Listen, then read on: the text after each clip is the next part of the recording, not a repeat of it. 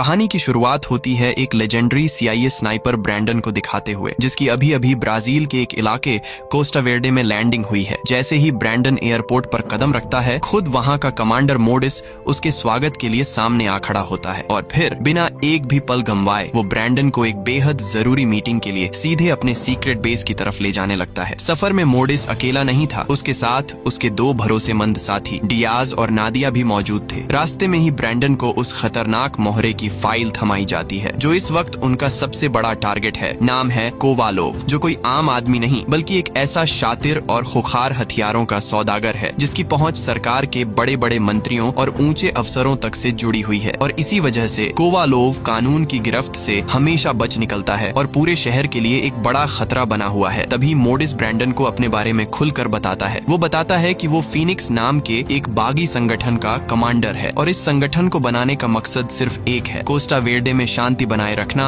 और शहर की पीठ में छुरा घोंपने वाले गद्दारों को चुन चुन कर ठिकाने लगाना। बातचीत के बीच ही ब्रैंडन फीनिक्स के हेडक्वार्टर पहुंच जाता है। वहीं ब्रैंडन के मन में एक सवाल था कि मोडिस ने इस मिशन के लिए सिर्फ उसी को क्यों चुना। मोडिस मुस्कुराते हुए जवाब देता है कि इस मिशन के लिए ब्रैंडन जैसा सटीक निशाना किसी और का नहीं है। दोनों की बातचीत के बीच वहाँ एक ऐसा शख्स आता है जिसे ब्रैंडन बहुत अच्छे से जानता था, जिसका नाम है रोजी। दरअसल रोजी और ब्रैंडन पिछले मिशन में एक साथ थे जहां उनकी दोस्ती हुई थी। मोडिस दोनों पुराने दोस्तों को आपस में बातचीत करने और बाकी के साथियों से मिलने को कहकर वहां से चला जाता है, जिसके बाद रोजी ब्रैंडन को बेस का चक्कर लगवाते हुए उनके टारगेट कोवालोव के बारे में कुछ और राज खोलता है। वो बताता है कि कमांडर मोडिस एक सच्चे देशभक्त हैं जिन्हें देश के बड़े अधिकारी भी बहुत इज्जत देते हैं और कोवालोव को पकड़ने का ये मिशन खुद मोडिस ने ही डिजाइन किया है, क्योंकि वो पिछले कई सालों से कोवालोव के पीछे हाथ धोकर पड़े हैं, लेकिन हर बार वो बाल बाल बच निकलता है। वहीं इस मिशन को अंजाम देने के लिए मोडिस ने सिर्फ ब्रैंडन को ही नहीं बल्कि कुछ और भी खतरनाक स्नाइपर को चुना है, जैसे अनेल, छोटे बालों वाली एक जाबाज लड़की और दो भाई बहन हेरा और हिलो, जिन्हें सब ट्विन एक्स यानी जुड़वा कुल्हाड़ी के नाम से जानते हैं। और बाकी दो तो वही थे जो ब्रैंडन को रिसीव करने आए थे। रोजी ब्रैंडन के बारे में भी सबको बताता है कि कैसे ब्रैंडन ने पिछले मिशन के दौरान 2 किलोमीटर दूर से भी सटीक निशाना लगाया था। 2.4 kilometers, impossible.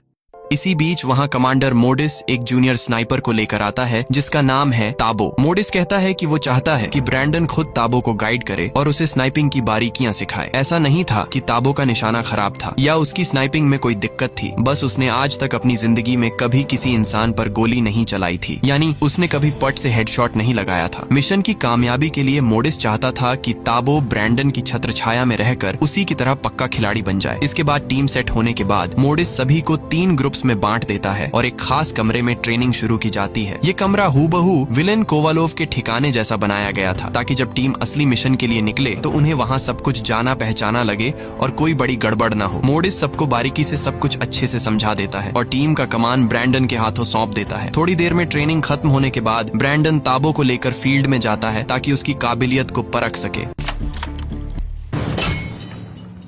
Nicely done.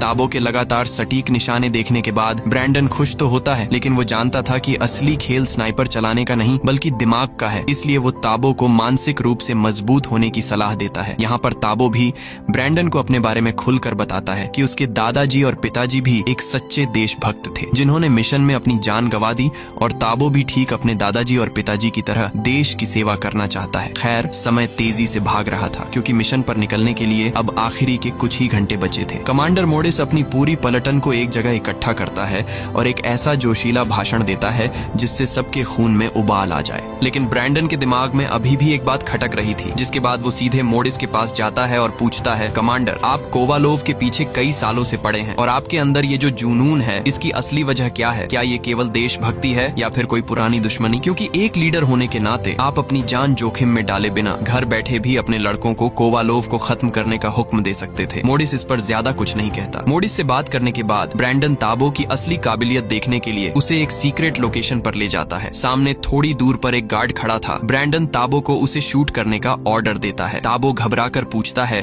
कि आखिर वो आदमी कौन है और उसे क्यों मारना है। इस पर ब्रैंडन उसे कड़क आवाज में समझाता है, एक स्नाइपर कभी सवाल नहीं करता ताबो। जब कमांडर का ऑर्डर मिल जाए तो चाहे तुम्हें पसंद हो या ना हो, तुम्हारा सिर्फ एक ही काम है, ऑर्डर को फॉलो करना। ताबो ये सुनकर बिना कुछ पूछे कांपते हाथों से अपने टारगेट को शूट करने के लिए जैसे ही ट्रिगर दबाता है तो उसे पता चलता है कि स्नाइपर में तो बुलेट ही नहीं है। दरअसल ब्रैंडन देखना चाहता था कि क्या ताबो शिकार कर पाता है या नहीं। इसके बाद ब्रैंडन मुस्कुराता है और कहता है कि तुम इस टेस्ट में पास हो गए हो क्योंकि तुमने अपनी घबराहट पर काबू पा लिया है। इसके बाद जैसे ही दोनों बेस पर लौटते हैं, रोजी उनका स्वागत करता है और उन्हें तुरंत तैयार होने को कहता है क्योंकि अब वो समय आ चुका है जिसका सबको बेसब्री था और उनके पास टाइम भी बहुत कम था और कुछ ही मिनटों में वो सब उस दुश्मन कोवालोव को ढेर करने के लिए निकलने वाले थे जिसे पकड़ना अब तक नामुमकिन रहा था। और अब शुरू होता है असली खेल।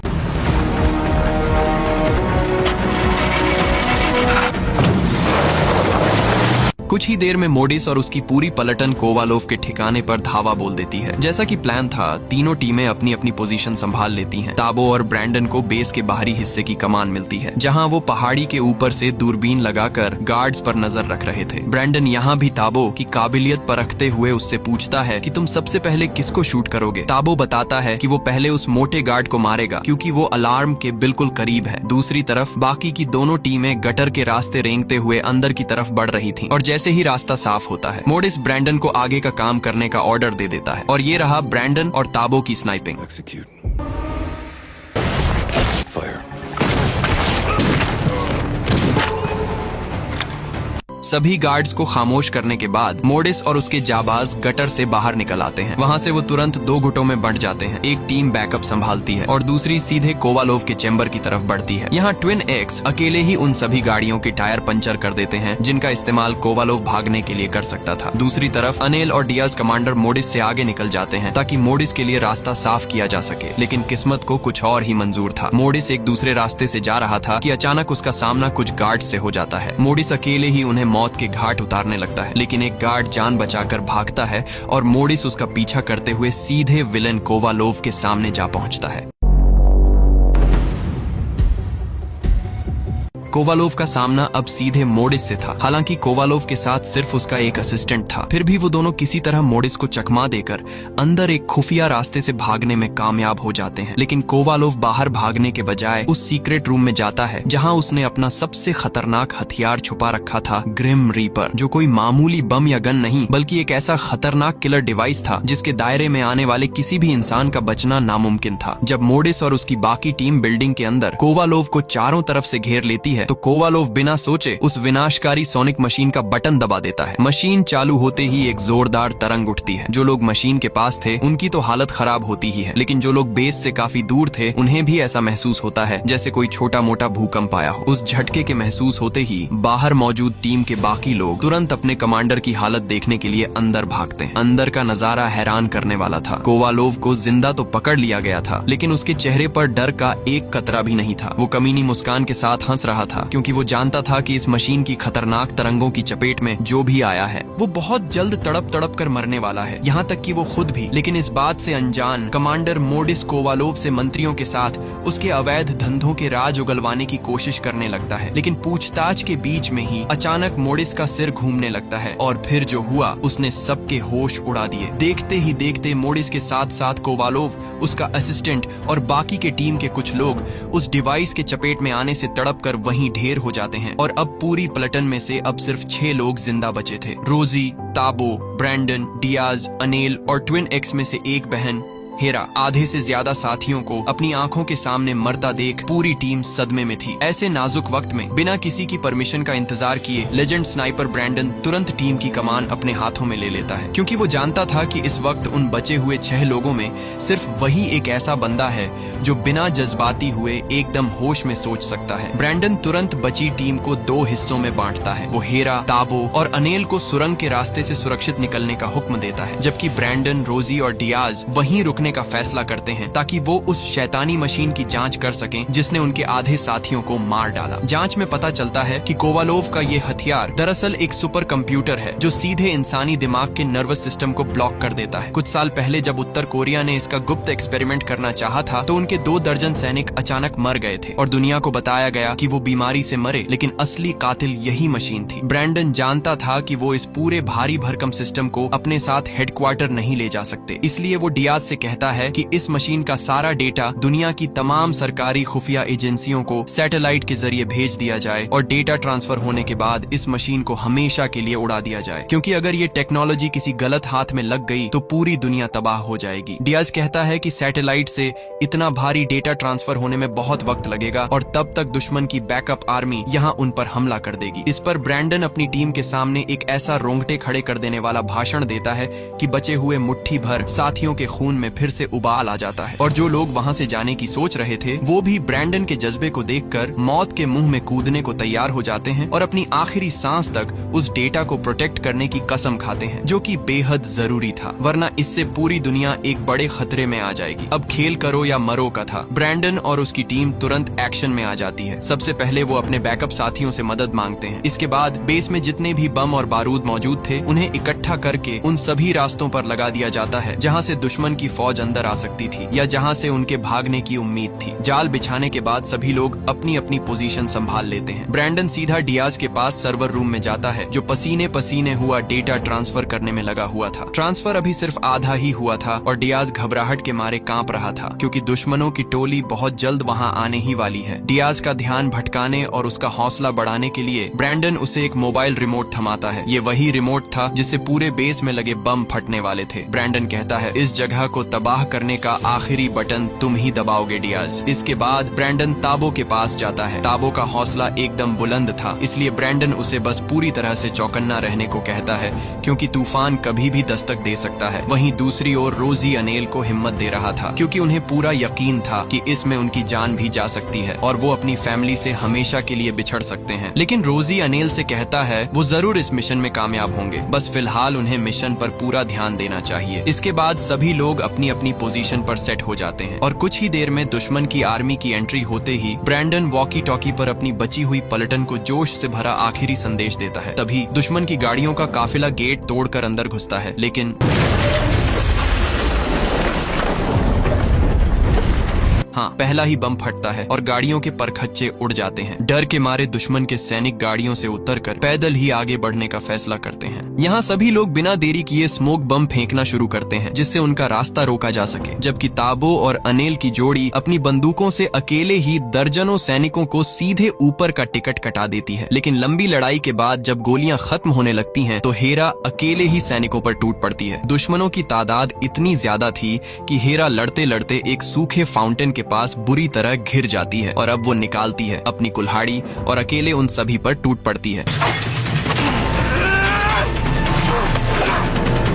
लेकिन तभी दुश्मन की ओर गाड़ियां आ जाती हैं जो इस बार भारी हथियारों के साथ स्नाइपर ताबो को निशाना बनाने लगती हैं। ब्रैंडन जैसे ही देखता है कि ताबो और उसके साथी खतरे में हैं, वो खुद मैदान में उतरकर दुश्मनों को धूल चटाने लगता है। दूसरी तरफ अनेल की गन खाली हो चुकी थी। वो खाली हाथों से ही एक लेडी सैनिक से भिड़ जाती है, लेकिन वो लेडी भी एक इलीट सैनिक थी जो अनेल पर भारी पड़ रही थी और एक वक्त पर वो अनेल को मारने ही वाली थी। यहाँ तक कि अनेल का कान भी बुरी तरह जख्मी हो जाता है, लेकिन वो हार नहीं मानती और पासा पलट कर रख देती है और उस लेडी सैनिक को मार गिराती है। इधर रोजी सर्वर रूम की तरफ भागता है ताकि देख सके कि डियाज ठीक है या नहीं, और जैसे ही वो गैलरी में पहुंचता है उसका सामना दुश्मन के सैनिकों से हो जाता है। एक लंबी और खतरनाक हैंड टू हैंड फाइट के बाद रोजी उन्हें ढेर कर देता है। तभी कुछ और सैनिक आते हैं, लेकिन इस बार रोजी फ्लेयर गन का इस्तेमाल करके पल भर में उनका काम तमाम कर देता है। वहीं ब्रैंडन का भी सामना एक बेहद खतरनाक लेडी फाइटर से होता है। मुकाबला कड़ा था, लेकिन लेजेंड तो लेजेंड होता है। ब्रैंडन उसे भी मौत की नींद सुला देता है। इसके बाद ब्रैंडन तुरंत डियाज को कॉल करके पूछता है, कितना हुआ डियाज? डियाज घबराती आवाज में कहता है, 98% हो गया है भाई, लेकिन मेरे कमरे की तरफ किसी के कदमों की आवाज आ रही है। ब्रैंडन उसे तुरंत गलियारे का बम रिमोट से उड़ाने को कहता है। इसी बीच रोजी जैसे ही बिल्डिंग से बाहर निकलता है, एक सैनिक सीधे उसके सीने पर गोली दाग देता है। खुशकिस्मती से रोजी ने बुलेट प्रूफ जैकेट पहन रखी थी, इसलिए वो बच जाता है और उस सैनिक को वहीं ढेर कर देता है। तभी डियाज का मैसेज आता है, अपलोड हो गया है। डेटा ट्रांसफर होते ही सब लोग मीटिंग पॉइंट की तरफ भागते हैं, लेकिन हेरा अभी भी बिल्डिंग के अंदर फंसी थी और उसी वक्त अचानक पूरी बिल्डिंग की लाइट भी कट जाती है। हेरा रास्ता देखने के लिए जैसे ही अपने थर्मल स्कोप को ऑन करती है, सामने मौत खड़ी थी। दुश्मन उसे संभलने का मौका भी नहीं देते और उसे वहीं ढेर कर देते हैं। ब्रैंडन जब वहां पहुंचता है तो हेरा की लाश देखकर उसका खून खौल उठता है और वो गुस्से में वहां बचे खुचे सैनिकों के चीथड़े उड़ाने का सोचता है, लेकिन जैसे ही वो बाहर निकलता है, एक छुपा हुआ सैनिक ब्रैंडन पर भी गोलियां चला देता है। ब्रैंडन उस सैनिक को तो मार गिराता है, लेकिन खुद भी बुरी तरह जख्मी होकर ऐसे गिरता है मानो अब उसके बचने की कोई उम्मीद न हो। तभी वहाँ रोजी आता है और ब्रैंडन को सहारा देकर उठाता है। वहाँ ताबो और अनेल भी पहुंच जाते हैं। तभी पीछे से डियाज भी भागता हुआ आता है, लेकिन पता नहीं उसे मैप दिख नहीं रहा था या वो अंधा हो गया था। सामने दुश्मन होने के बावजूद वो सीधा उनकी तरफ दौड़ पड़ता है और दुश्मन डियाज को उड़ा देते हैं। मरने से पहले लहूलुहान डियाज वो रिमोट ब्रैंडन को थमा देता है। ब्रैंडन बटन दबाता है और एक जोरदार धमाके के साथ पूरा कंप्यूटर सर्वर रूम हवा में उड़ जाता है। सर्वर रूम तो तबाह हो गया, लेकिन अब भी दुश्मन के 1 दर्जन से ज्यादा सैनिक जिंदा थे और हमारी टीम के पास गोलियां भी खत्म हो चुकी थीं। यहाँ ब्रैंडन और रोजी एक बहुत बड़ा फैसला लेते हैं और बची खुची गोलियों के साथ अपनी जान पर खेलकर दुश्मनों से भीड़ जाते हैं, लेकिन दुश्मन उन्हें चारों तरफ से घेर लेते हैं और अब उनके सामने केवल मौत खड़ी थी। तभी अचानक कहानी में लकी एंट्री होती है फीनिक्स संगठन के बचे हुए बैकअप सैनिकों की। वो आते ही बाकी बचे दुश्मनों का सफाया कर देते हैं और इसी तरह आखिरकार इनका ये खतरनाक मिशन पूरा होता है। अब क्योंकि ब्रैंडन और रोजी ब्राजील के रहने वाले नहीं थे, इसीलिए मिशन पूरा होने के बाद वो वापस अपने देश लौटने का फैसला करते हैं। ताबो और अनेल उन्हें छोड़ने समंदर के किनारे तक आते हैं। वहाँ वो एक दूसरे को आखिरी अलविदा कहते हैं और हमेशा के लिए अलग हो जाते हैं। तो दोस्तों, यही थी आज की हमारी कहानी। उम्मीद है कि आपको अच्छा लगा होगा। तो चलिए मिलते हैं जल्द। Bye bye.